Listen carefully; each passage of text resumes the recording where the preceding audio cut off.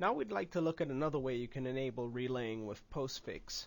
Now by default, postfix will relay messages with the domain terminating in any of the my destination domains that are specified in the main.cf file. Again, using the postconf command, we can dump all of the directives that are currently defined within the main.cf file. And amongst them, you'll find the my destination directive.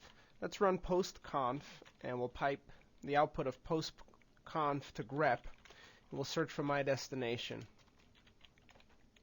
And here's the my destination directive, which is generally defined as the host name, which is the fully qualified domain name, which can be revealed usually using the hostname-f command in Linux, localhost, and my domain. So currently our postfix is configured to accept messages to any user at the fully qualified domain name, any user at localhost, and any user at my domain. And we repeat this quite frequently because it's important for you to understand the way postfix will handle inbound messages to a local user versus deciding whether or not to relay or to bounce the message. So these are the three conditions under which postfix will accept local mail. But what if you wanted to set up relaying either to send messages to another internally hosted domain or just to add another domain to the local system, in other words, virtual hosting? What we're going to show you is a way to use my destination as well as the relay_domains directive to add additional domains, which is one way of supporting virtual hosting within a postfix environment. Let's nano main.cf, and we're going to make the changes necessary to the relay_domains as well as my destination. So again, currently if we find my destination, you'll see what it's set up for, and we'll just do a search here. This is the my destination area. It'll accept messages to my host name, localhost, and my domain. These are variables that are defined elsewhere in the main.cf file. If we search for my host name, it's defined in the file, and we'll search as linuxcbtsuzyserve1.mydomain. Let's research for my destination. And again, my destination is any domain that our host is considered to be the final destination for. So postfix will make its ultimate decision. Now here's the relay_domains directive. It defaults to what you see here, which is why it's currently commented out, because there's no need to uncomment if this is the only domain that you need to handle covered by my destination. But what if you'd like to set up postfix to route messages to a totally different host based on a domain? Quite often in a normal environment you may have multiple names, perhaps from a conversion, an acquisition, merger, and so on, and you may want to collapse the number of domains into one public face but still handle messages destined to a previously held domain. Well, if you turn on the relay_domains directive, you can then specify additional domains. It's important to leave intact the my destination variable, which is the default, and then you can append, separated by either spaces and or commas, additional domains to handle routing for.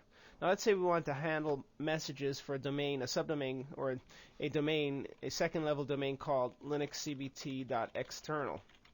We can simply define the domain here in main.cf. It's one domain, and even up to maybe 2, 3, 4, or 5 domains, it wouldn't be too cumbersome to specify the domains in the main.cf file. Once you start to accumulate a lot of domains, as in an ISP environment, then you may want to maintain the domains in some sort of database, which we'll show you shortly.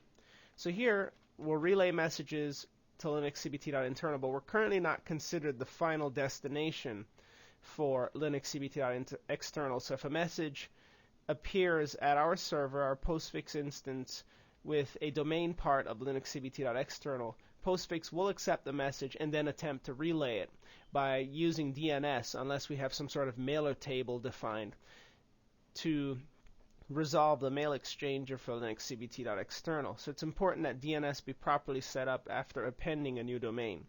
So we have this change in place. Let's just add a comment which says updated on a given date so that we know that we actually made changes to this file. And now we need to go off and ensure that DNS is set up correctly before restarting Postfix and servicing this new domain. We'll save the changes, and you can dig or use the utility dig from the command line to see whether or not the domain linuxcbt external has been configured. So simply dig linuxcbt.external, and you'll see whether or not any entries come back. You can search for a specific type of record. It's currently undefined, at least on our primary name server, which can be revealed using cat etcresolve.conf. So we need to log on to 192.168.1.72 to set up this new domain, and we'll do that by logging in as the root user at the destination host. We'll authenticate and launch the YaST utility. And once YaST is up and running and ready to service us, we'll then make changes to the DNS network service. And we'll navigate to the zones section once it comes up, and here it is. And here we have, or are presented with, the opportunity to create a new zone. There's always a default of example.com when using YaST in SUSE Linux. So we'll simply specify linuxcbt.external. It's a totally different domain. We'll add it, and our professional box, which we're connected to, will be the master server for this particular zone. Now we need to place records in the zone. So let's edit the zone. There are currently no records. We'll add a name server record. The name server for this, or the primary, is linuxcbt work1.linuxcbt.internal. We can point to another zone or to a host in another zone. That's totally acceptable. And we should also define additional records to handle the mail exchanging. So let's set up an MX record. Now we can point the MX record to the current server or to our enterprise system, but we'll need to add an A record for that particular system. So let's add that A record first. Since MX records should point to A records, we'll add the record for linuxcbt work1 initially as 192.168.1.72. It's always a good idea to maintain A records for each physical host in your zone. Let's now add the next A record for linuxcbt SUSE serve1, and its IP address is at .30. And now that the A record is in place, we should then quite easily be able to create the MX record based on, of course, that previously defined A record. The MX record will point to linuxcbt SUSE serve1, and its priority is currently set to 0, which is fine with us. Notice that the YaST utility appends the second and top level domain followed by the absolute root, which is indicated using a simple dot. Let's save changes to this zone. Once finished, the zone changes have been committed to the system, and we should be able to query from both systems. We'll return to the server, and we will re-execute the query that we recently executed. The dig linuxcbt.external for the MX record. So here's the MX record. It's defined, and it says that any messages destined to linuxcbt.external should be sent to the mail server with a priority of 0, which is the enterprise box. And again, the relay domains is currently set up to relay messages to a given destination, but that destination isn't defined in my destination. So what will happen is as follows. Our local enterprise system will receive mail with a domain part of linuxcbt.external, and since linuxcbt.external is not defined in the my destination variable, Postfix will attempt to relay it since it is defined in the relay_domains variable. When it attempts to relay, it'll use DNS. That's Postfix will use DNS to resolve the mail exchanger for linuxcbt.external, and it'll see that it points back to itself, creating a form of a loop, which is not a good idea. So ideally what we should do is make changes to the remote DNS server or make changes to the local server's my destination variable. We have two ways to go about doing this or handling this. We can route messages or decide right now to be the final termination point for mail destined to any user at linuxcbt.external, or pretend as if our system is merely a middleman relaying messages to the final destination for messages destined to the domain linuxcbt.external. So on a remote system, simply rerun your DNS management tool, which may be just a shell-based editor such as Nano, VI, Pico, and so on, and simply update your DNS server. So what we'll do is make a slight change, which may seem to have defeated the purpose of making the initial change, but it's just wanted to illustrate what would happen if we left things in place. And we'll simply update this MX record. We can add, and we'll have an MX record of linuxcbt work 1. Its priority will be 0, and we'll simply delete the other records. So now we have the DNS MX record in place to handle messages properly. Now we're not done yet, because on the remote system, this system, we should then finish this story by making my destination also linuxcbt.external. The remote system also has postfix. So let's navigate into etc postfix. We'll nano main.cf, and we'll find the my destination variable. Two different systems, but both are running postfix major version 2 minor revision 5 patch level, or 1 patch level 5. Now the my destination variable is defined on this remote system. Let's find it.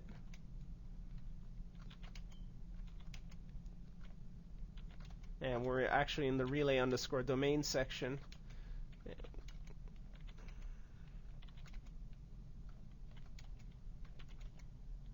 And let's go up. We're too far down in the document.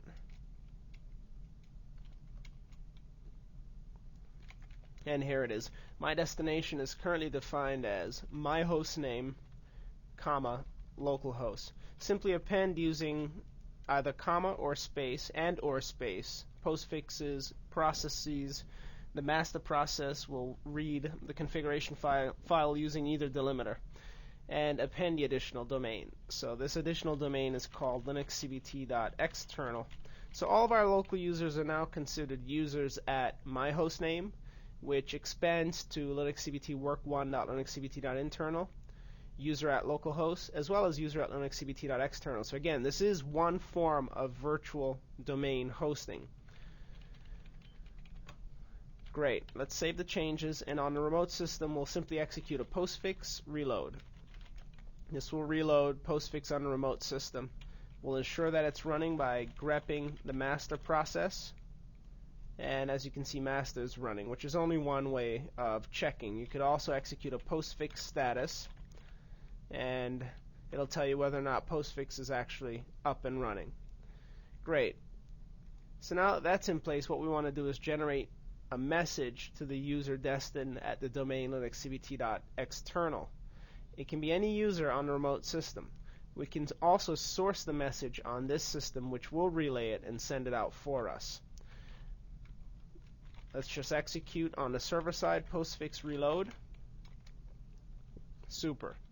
And now we'll use the sendmail or MUT mail user agent to generate the message. Let's use MUT, and we'll send this message, new message, off to the user root, since we're logged in on the remote system as root at linuxcbt.external. Testing.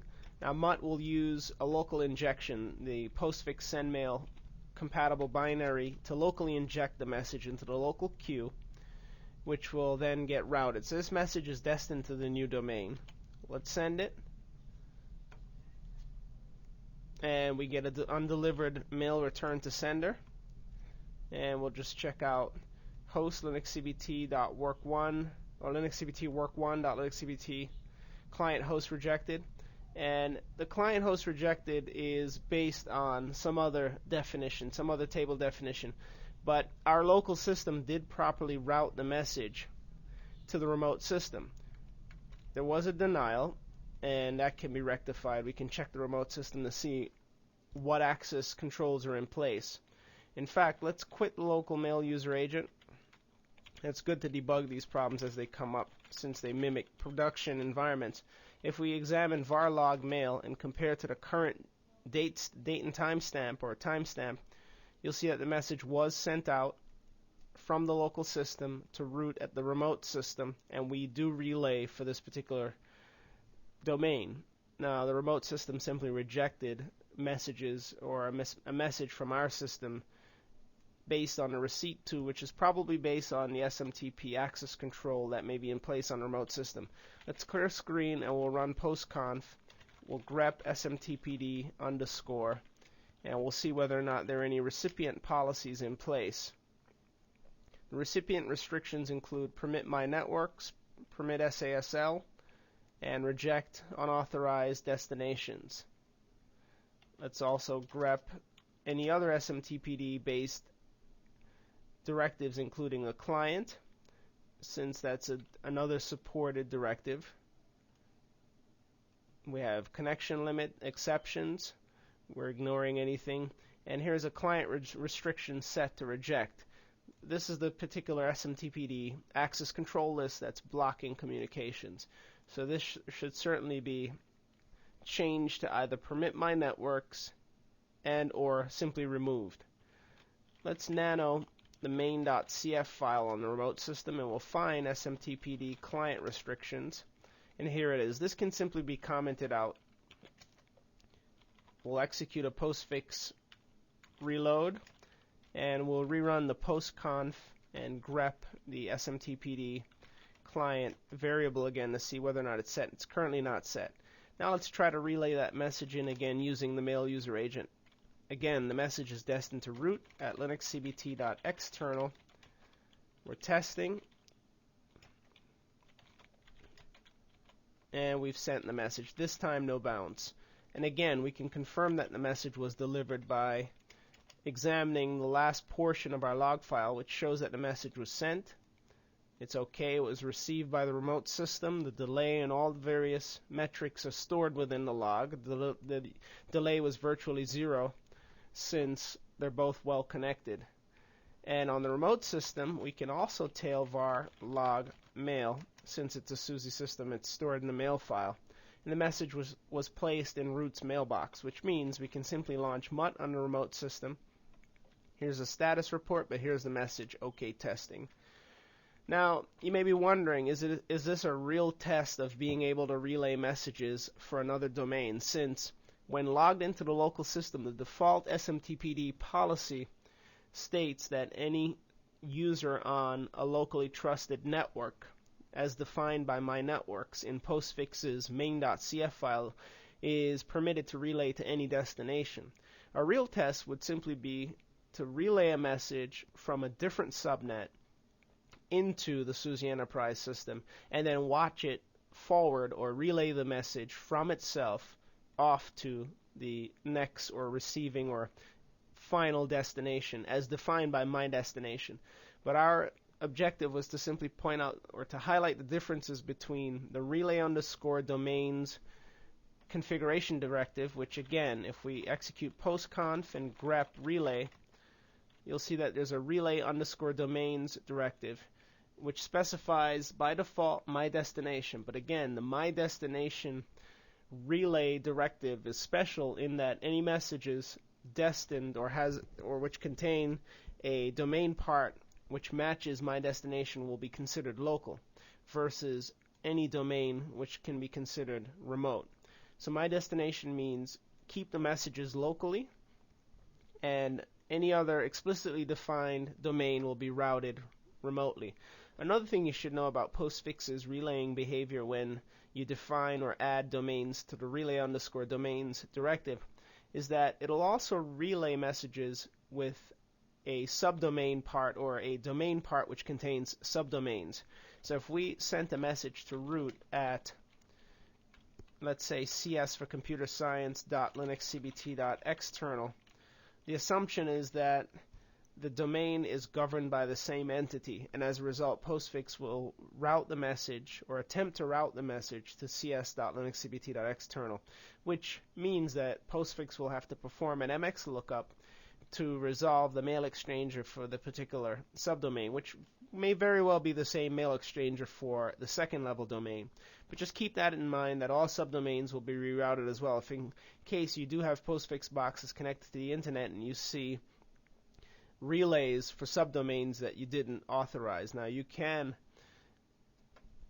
implement a little hack, as it's known, to postfix so that it doesn't relay beyond the domain level specified. In our case, we defaulted with the second level domain of linuxcbt.external. You could freeze it here, or maybe you want to allow to the third level and no further. So next, we're going to look at some other things you can do with relay underscore domains as well as my destination with respect to database maps.